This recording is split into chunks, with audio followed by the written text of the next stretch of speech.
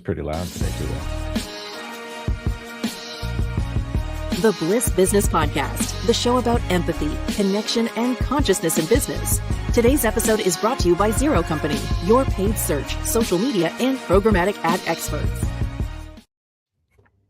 Welcome back to the show, everyone. I'm Steven Sakash with my co-host, Tulio Saragusa, and we have a special guest today who we'll introduce in a second. So according to TalentSmart, 90% of top performers score high in emotional intelligence, highlighting its impact on leadership, decision-making, and results. And in industries like franchising, where leaders must balance systems, people, and performance, emotional intelligence becomes essential. So it shapes how leaders communicate, how they respond under pressure, and how they support others. And so today, we're exploring how emotional intelligence drives clarity, accountability, and growth in business. Tulio, introduce our special guest today. Yes, it'll be my pleasure. Our guest today is Angela Coté. She's the founder and CEO of AC Inc. Angela is a franchise industry thought leader with a unique 360-degree perspective, having grown up in a brand that scaled to nearly 500 locations, operated as a multi-unit franchisee for 18 years, and worked as a field coach within a franchise system. She is the creator of the franchise industry's first certification program for field support teams and is known for helping franchisees move from overwhelm to action through her coaching, keynote speaking, and Fire It Up programs. With deep real-world experience across every level of franchising, Angela brings practical insights into how leaders can build momentum, improve performance, and lead with clarity. We have a very large franchise community on this show, so I think you'd be very valuable to most of them. Angela, welcome to the Bliss Business Podcast. Thank you. It sounds like no pressure then, right? No pressure at all. We're a very low pressure. Okay. Yeah, we're definitely low pressure. Angela's so emotional intelligence. It's often discussed in leadership. Thankfully, more now than in, say, 15 years ago. But it's not always maybe connected to results for people. From your experience, how does emotional intelligence translate into action and performance for franchises? Yeah, well, when you ask me this question, I always have to go back to who in the franchise company is responsible for building the relationship with the franchisees. And that's the person we call the field coach. We use that term. It's a generic term. So we're talking about the franchise business coach or the area manager, in case anybody's listening. What do they mean by that? The person that's directly supporting franchisees, whether actually out in the field or over Zoom. And so what we have seen is, this is something we're talking a lot about at AC Inc., is that the traditional way that franchisees are being supported by these field teams, not their fault, they're just not trained, the field teams aren't trained any differently, but it's a very reactive and sort of consulting approach. And when we say consulting, it's like they're telling franchisees what to do. They're defaulting to authority and trying to hold franchisees compliant. And that's not an emotionally intelligent way to try to drive action and performance for franchisees. What we're working really hard at AC Inc. to do is shift brands from that consulting, I'm the expert, I've got all the answers approach, and you need me because you don't have the answers, until you do have the answers, and you don't need me, unfortunately, and now you disengage. Shifting from that to a coaching approach, which is using emotional intelligence with franchisees who invested maybe their life savings, and trying to understand more about why did you get into this business? What's your why? And not just franchisees, but humans in general. We're all more motivated when the person that's working with us, maybe helping us, is helping us connect to our why, and we're thinking about our why, what's driving us, and that the person on the other side of that relationship is showing that they care. They're not here just, what we see in a lot of the traditional support model is here's your market. As a franchisee, you should be hitting this amount because of the size of your market and the demographic. And so here's your goals. And so go do this, and this will help you be successful. That's not working. We're seeing that not work. So we're shifting and incorporating that caring about the franchisees' why, and like I said, driving them through their actions based on what they're trying to achieve.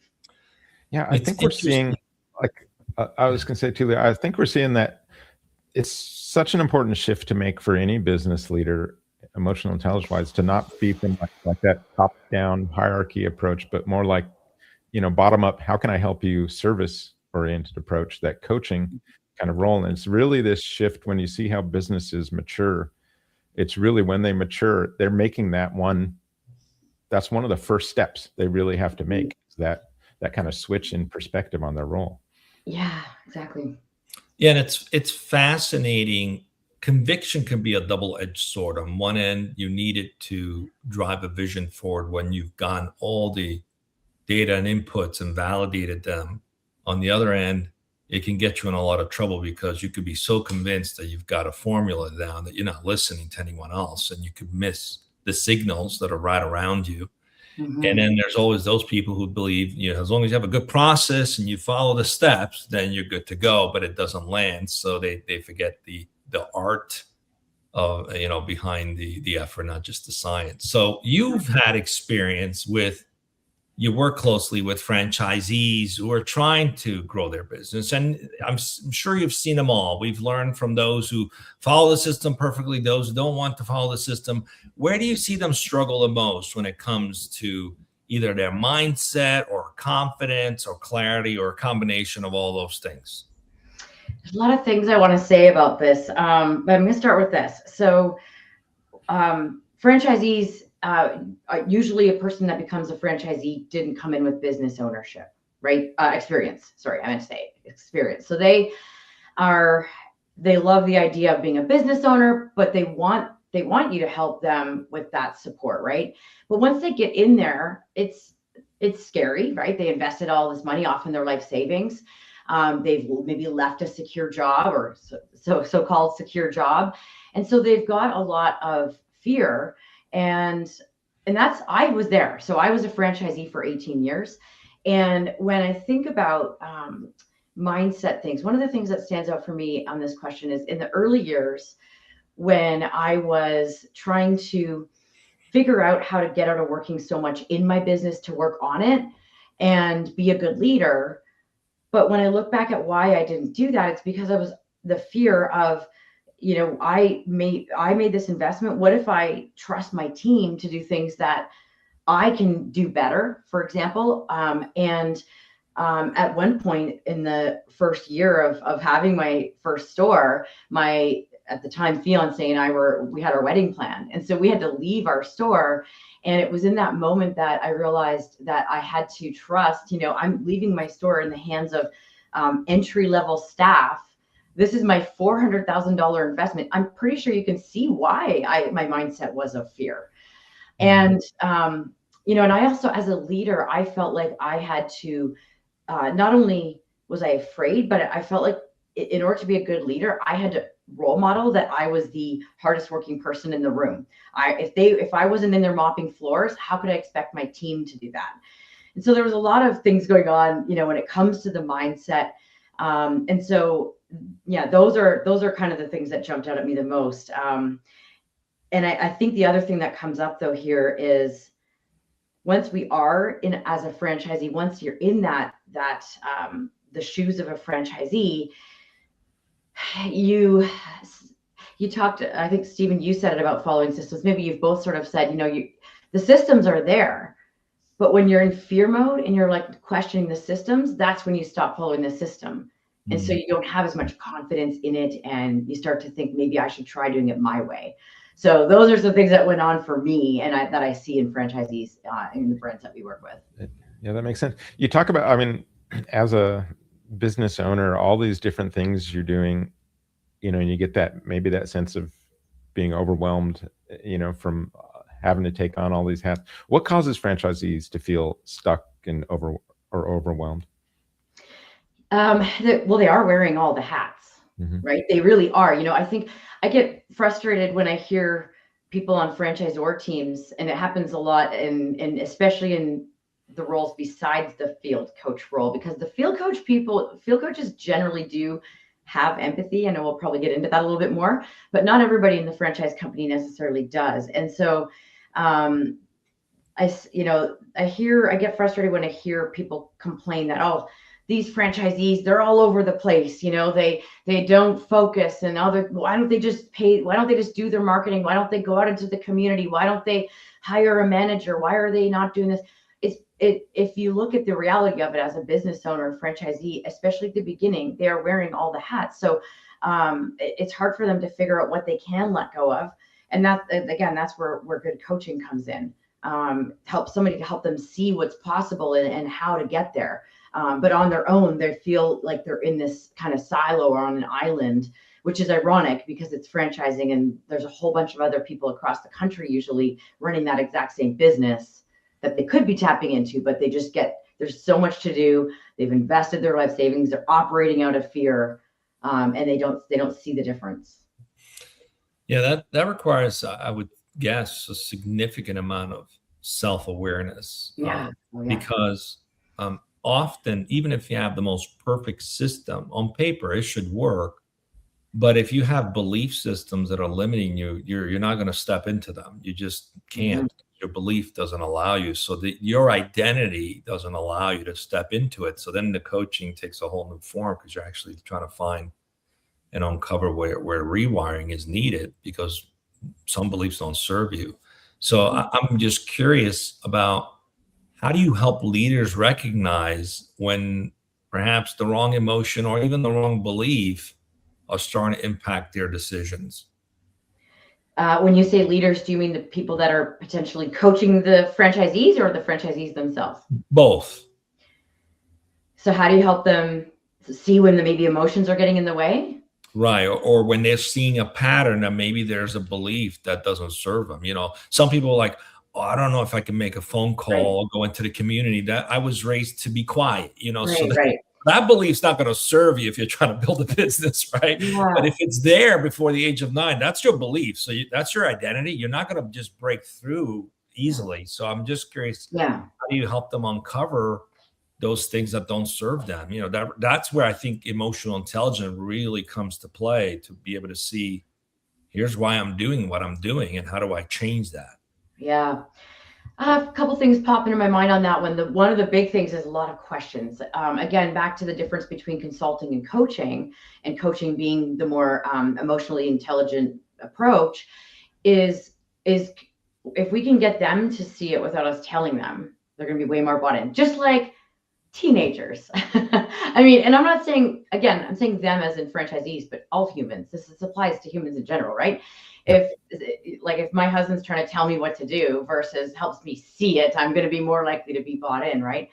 So I think it's asking them questions. Why do you think it might? If say they show up on a coaching call, a support call, and they say, "Oh, I can't keep up. I'm really struggling right now."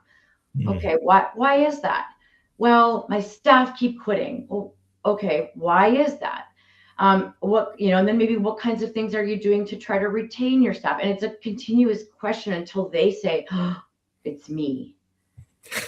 And I've had the privilege, I guess, of being a speaker in a room of top performing, often called President Circle franchisees in established brands, right? The ones that are at $1 million in revenue and up, or maybe higher, depending on the brand. And it's interesting because Tulio, you mentioned self-awareness a minute ago. Maybe we can go deeper into this, but it's interesting how quickly those top performers, when I start to ask them, because we do a brainstorming session on what's slowing you down. And that might be another way that you can approach this, like brainstorm with a franchisee. What is slowing you down? And they throw out, and I say, in this brainstorm, you can't blame the franchisor. Like what are you maybe doing or missing, or, we're not going to blame the market. We're going to do this in more of like, what might you be doing? And then how quickly the top performers will get to the response, me, I'm the one in the way because I'm afraid to let go, or I'm, so I think a lot of questioning and helping them come to the conclusion is how you'd help them see that. I love that. It's like helping them stop being in victim mode and blaming it.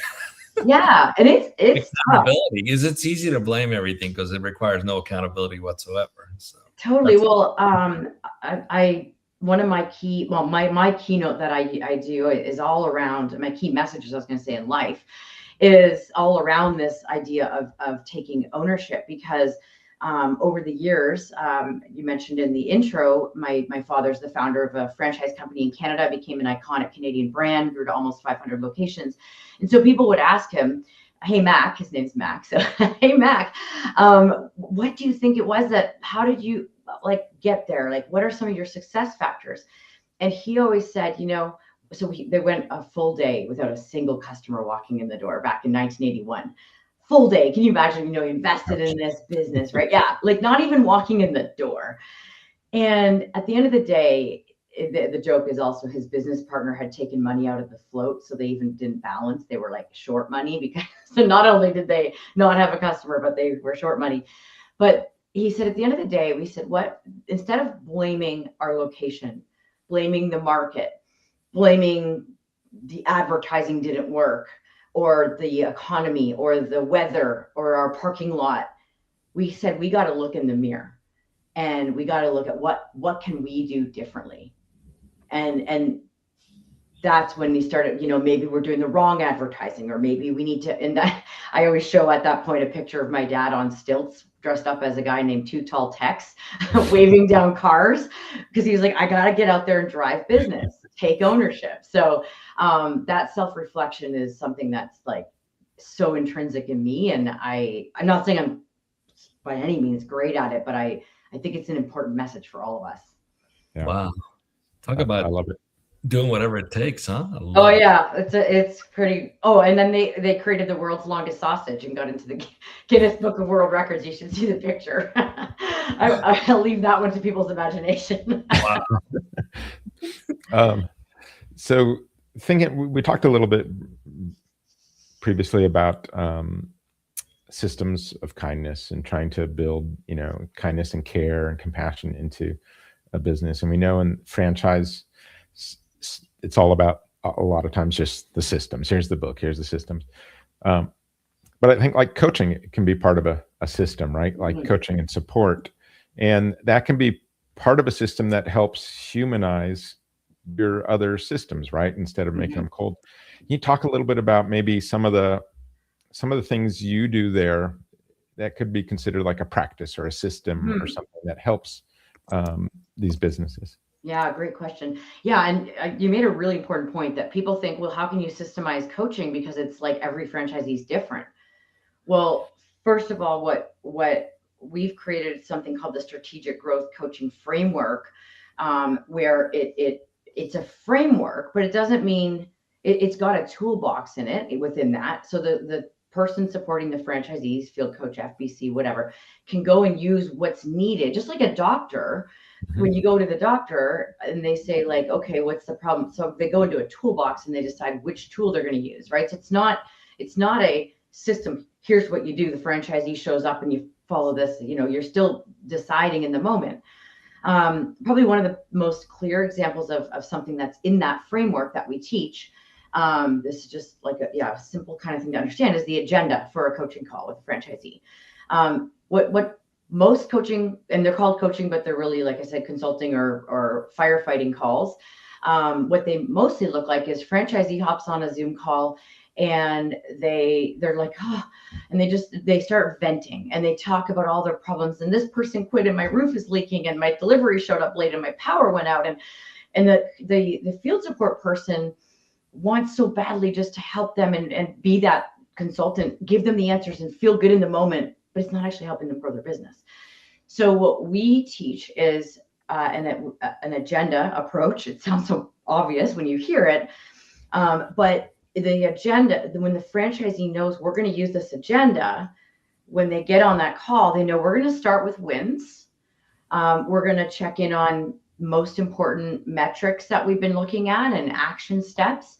And there's a section in the agenda for the venting. So you will get your chance at, and then when we get to that venting, we're going to look at that because the human element needs that, right? Like they need to feel heard.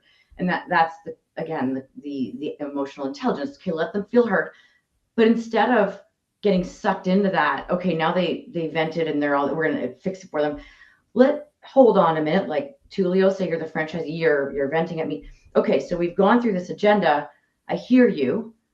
Is that going to help you hit your goals? You told me that your why, your bigger goal, Tulio, is that you want to be able to go on a Mediterranean cruise for a month, and you want to bring your whole family, and so I can help you with the leaky roof, but you probably can fix that by yourself. If we switch this conversation to talking about your steps you need to take now to go, that will help you hit that bigger goal, that's going to be more valuable for you.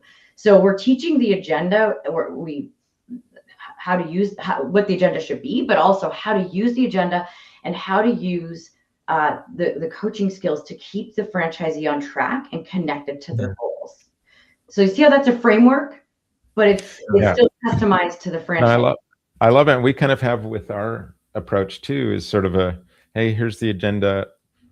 Anything else that, we're going to get to, like you said, we're going to get to like your venting or whatever, anything else, top of mind, whatever it is, let them, state that so that they can kind of be present in, if you don't give them that, they're going to be thinking about the venting until you get to it. Yeah. Right.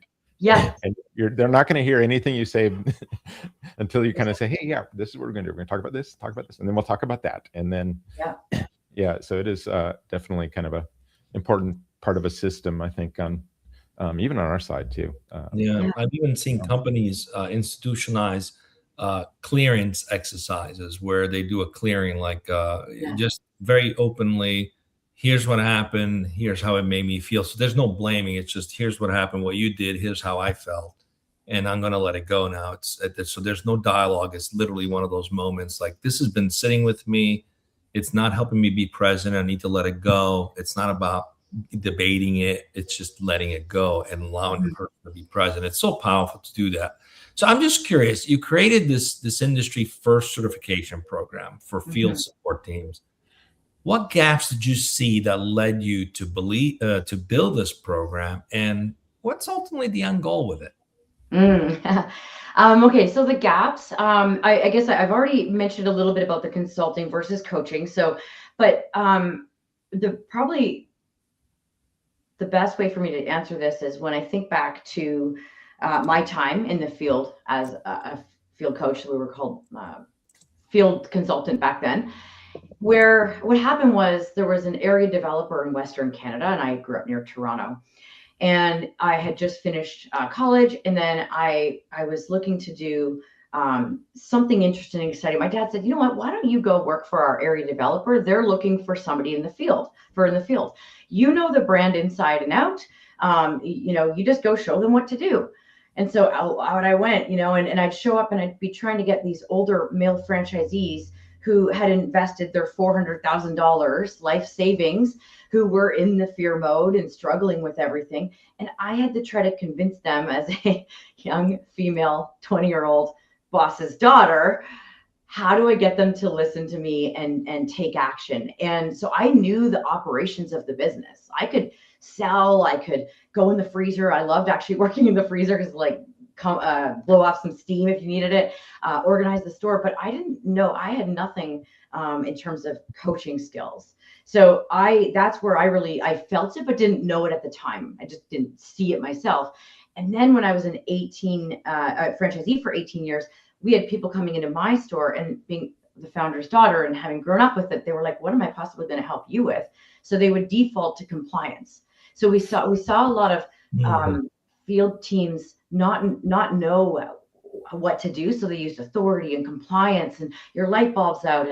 And looking back, when I reflected on over the years, what would have helped me in both of the being in the role I was in, and then as a business owner, it would have really been that the people had the right skills to teach what we do now teach. What is the franchisee's vision for this? Nobody asked me that question. They just told me, here's what your market should be doing, and expecting me to be motivated by that. So it was really all of that led to us saying, wait a minute, there's some formal training that could be happening here. Now you can go out and work with There's all kinds of leadership programs out there, generic, financial training. But what we found was that none of them were specific to franchising.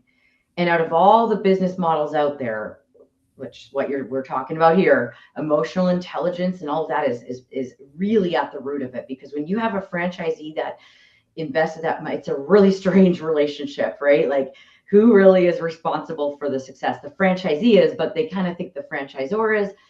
So it was this, how do we customize things like active listening skills?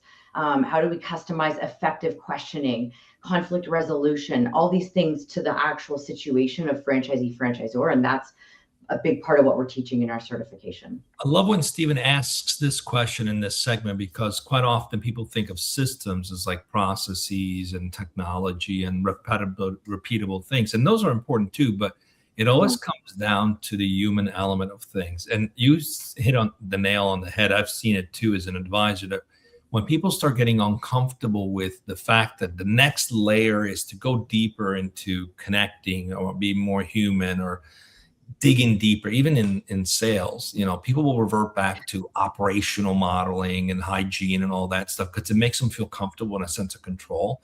But when it's actually requires really fine tuning the art of things, it's pretty amazing how that happens. So I always love when we ask this question, because it always comes back to, you just got to get better at connecting.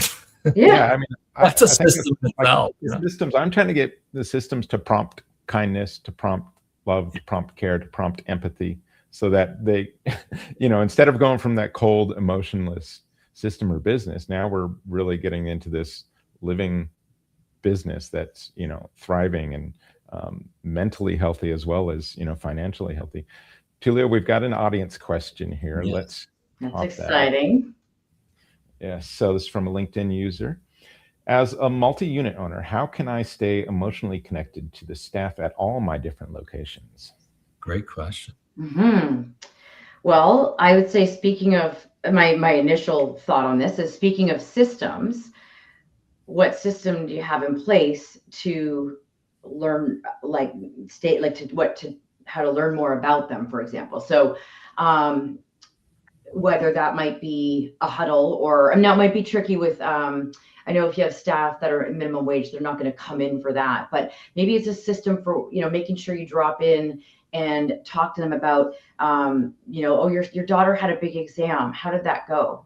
And keeping notes on that, those little things. And when I was a franchisee and was a multi-unit franchisee, that's how we did it. Like, we really showed that we cared about their personal lives, remembering, I know this sounds cliche, but, remembering birthdays, doing things as a team, taking them out for a nice dinner as a team.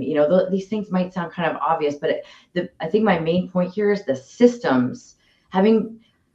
I literally had, I remember, I think that I might have been back in the daytimer instead of like phone days, but I remember having, like, every Monday, I would make sure that I would think of, who have I given praise to in the past week, and who can I give? And actually, here's what we do at AC Inc. right now.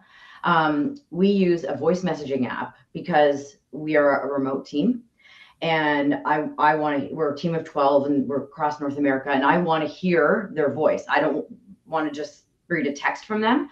So for one thing, just using a voice messaging app. But every Friday we do something called Feel Good Friday. And we go on and we leave a message. It's usually about a minute.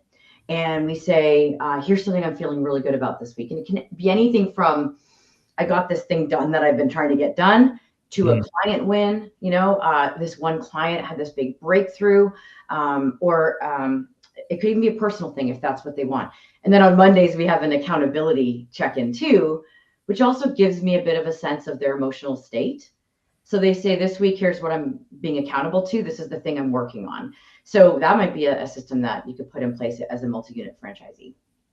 I love it. And Tulio, we're going to need to steal Feel Good Friday, I think.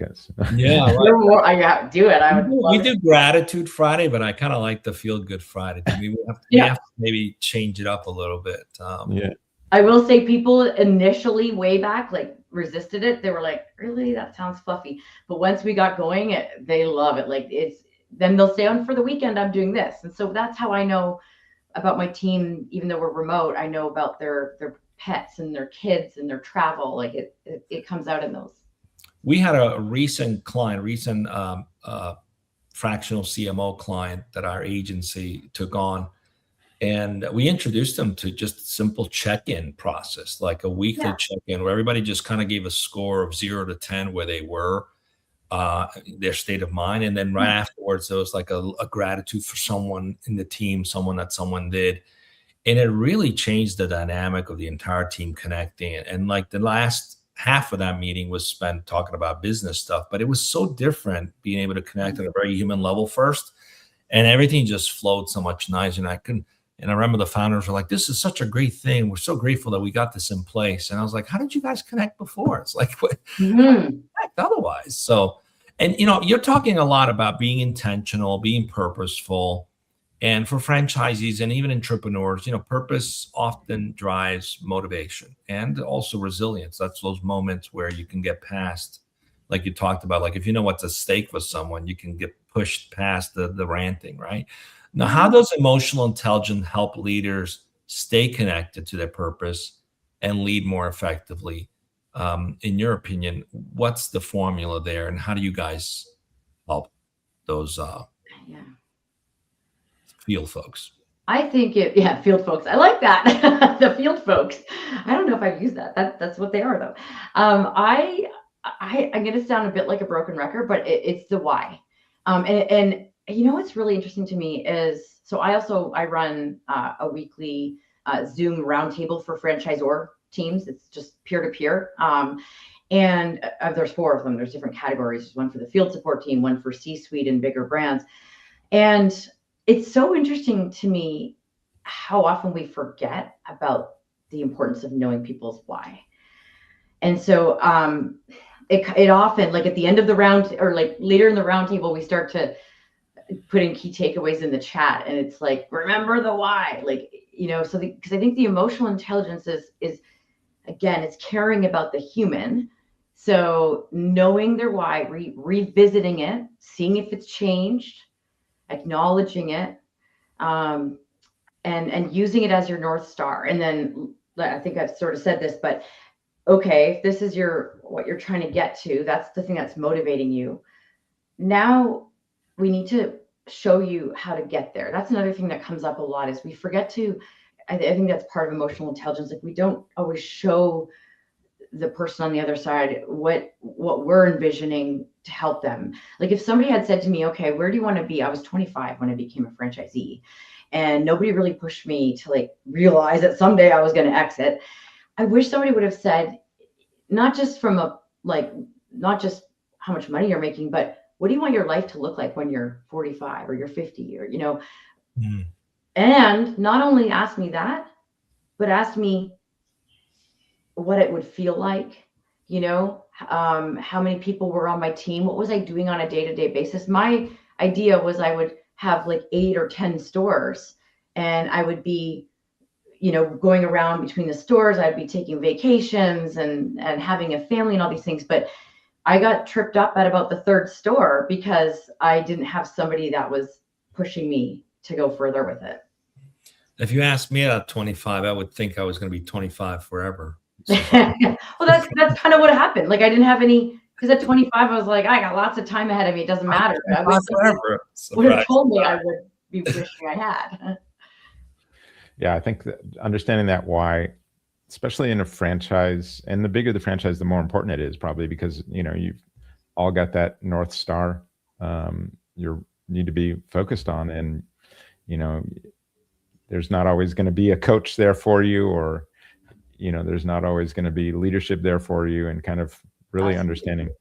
Yeah, that's why. That's a big point. We talk a lot about a big thing we're doing in the brands we're working with is empowering franchisees to take ownership of what they can take ownership of, because we don't want them dependent on the franchisor. We want them connected emotionally to the franchisor and loyal to the brand, but we don't want them to, because it's not good for them if they're dependent. I'm not saying that it's also good for the franchisor if they're not dependent, but we want to create owners who are empowered and can figure things out, and it's like teach a man to fish instead of giving the man the fish. Yeah. It's kind of like raising children. You can either make them codependent on you forever, or you teach them to be independent adults. Yeah. It's the hardest job to do, to teach them not to need you when you need them. It's so much easier to do this consulting, giving answers approach, this reactive firefight. It's way easier in the moment, but it doesn't get you the goals as a franchisor and the franchisee's goals that you're looking for. Real quick, what do you think separates those like franchisees who gain momentum from those who stay stuck? Well, definitely they have a growth mindset. So I would always, as a franchisor in my recruitment process, try to uncover whether they've got a growth mindset or a fixed mindset. And there's questions you can ask around that. But I think that you can help somebody in this fixed mindset move to a growth mindset by helping them, again, showing them some things. That's one thing. As crazy as it sounds, actually following the systems is a big one. That I see the franchisors or franchisees that do well are the ones that follow the systems. They understand, they're very team oriented. They understand that I'm on a team and I have to, there's give and take that happens there. They're more problem solvers than others. I don't know, does that kind of answer the question? The difference between those that get somewhere with it. Yeah. They have courage. They have more self-awareness. We talked about looking in the mirror instead of blaming the franchisor. They take ownership. They like people. They want to get out into their community. They've got some leadership skills, or they're willing to develop. They're coachable. Coachable. That's key, people. So humility is key. Humility. Yeah. Confidence though, but humility. Yeah, that's the trick. So Angela, one question we like to ask everyone on this show is some form of this is, what role should love play in business, do you think? Yeah, that's such a good question. Well, I think love is about caring. It's, caring about the person on the other side of the relationship, and that when you truly do care about what's the expression that people about the care, they know you if you care about them. I don't know if you guys know that expression. No. Okay, I didn't think to look that up in advance. But if they know that you care about them, they're more likely to take the action that you're helping them with. They can feel it. There's trust. I think having love as an important trait there, or part of the equation, helps build trust. If you don't trust someone, you're not going to believe that what they're helping you with is going to, you're not going to take action on that. I think the number one thing that it comes down to is that love is showing that you care, being willing to do things for others, which, in franchising, field support teams they have a lot of also empathy that kind of ties into it as well. I kind of bumbled my way through that, but what do you think? Did I say anything that works there? You had a George Bush moment. Yeah. Just kidding. So, okay. So I think the caring is the number one point I'm trying to make. Yeah, no, it makes My dad cared so much about the franchisees. When I look at what did he do and how did he lead in a way that led to this company growing to almost 500 locations and becoming an iconic Canadian brand. And when I look at brands out there in the world that aren't successful, that's the thing I'm seeing. And I think that caring. Mm-hmm. And I remember my dad standing on a stage when there were about 450 franchisees at a conference and saying, like, I love you guys. You're my family. Oh, I love that. I was going to ask, like, do you remember any instances of your dad caring or whatever? And that was like a perfect example. Mm-hmm. And how you just that just resonated even with you, just seeing him up there. Yeah, he had a very strong, I say had because he sold the company, but in that role as the franchisor, founder, CEO, president, leader, he had a really strong understanding of the importance of franchisor relationships and not having an us-them mentality. And so there were times where that would start to creep in, and he would shut it down right away with the home office team. If there were negative comments about franchisees, it was like, we drop everything. It wasn't we drop everything and do it for the franchisees. It was, we need to help them with how they can be successful, like more of that empowered approach, accountable approach, but showing that we're trying to get this right for you. And he was very good at owning the mistakes too. Yeah, that's real empathy, because you're actually stepping into their shoes and not, everyone's in the same boat, so to speak. Yeah. So we're up on time, and one question we want to ask: if people remember just one thing in terms of how, for franchisees and leaders who want to strengthen their emotional intelligence, what is one practical step they can take? If they remember only one thing, what would that be? I'm going to say this, and this should apply to anybody and not just franchising. But if you're any relationship that you have where a person is acting dependent on you, like let's go field coach with franchisee, and the franchisees, we'll use an actual example. So if the franchisee is coming to the field coach and saying, where's that promotion? And I can't find it. And you just give them the answer, that's not respecting their capability. And that's where I think just flip that around. Next time you get asked a question by somebody that's redundantly asked, like they've asked you that question over and over, even maybe you two here together, I challenge you to do this with each other, is, if I weren't available right now, this is my response. Instead of me just giving you the response or the answer, if I weren't available right now, where would you find that answer? Because I don't want you to have to wait for me and depend on me. And that's, I think, showing that you care. I love that. We'll switching it around from telling to asking. We'll sometimes tell the staff, if you were the CEO, what would you do? Yeah. So and it's not. It's kind of like, I don't know if you guys Radical Candor, familiar with the book. Like it's caring candidly, right? It's not me giving you the answer feels caring in the moment, but me teaching you to be more self-sufficient with that kind of thing. So that's just a really easy thing. Instead of giving someone an answer, say, because I care about you, where would you find that answer if I wasn't available? Do that with your teenager, or or whoever it works with, or you need it for. You have to purposely, in some cases, dumb yourself down for the benefit of the other people. It's not about you. I love that. Okay, so people want to learn about you, your certification program, want to get in touch with you. How do they do that? Yeah, well, I'm very active on LinkedIn, so they can find me there, Angela Coté, and then look for red, the color red. And also Field Coach Experts is our website. So those are the two best places. But yeah, love to connect with people. We love getting on calls to just even help people soundboard through any of these challenges. We've also got our free roundtables they can come and hang out at if they're a franchisor. So fieldcoachexperts.com or LinkedIn. Angela, thanks for joining us on the show today. It's been great. And to our listeners, thank you. Thank you for that great question. That was an excellent question. Definitely want to thank you also for listening, and think about, your own leadership, and consider how things like, self-awareness and empathy all play a role in what you do. And we'll see you next time on the Bliss Business Podcast.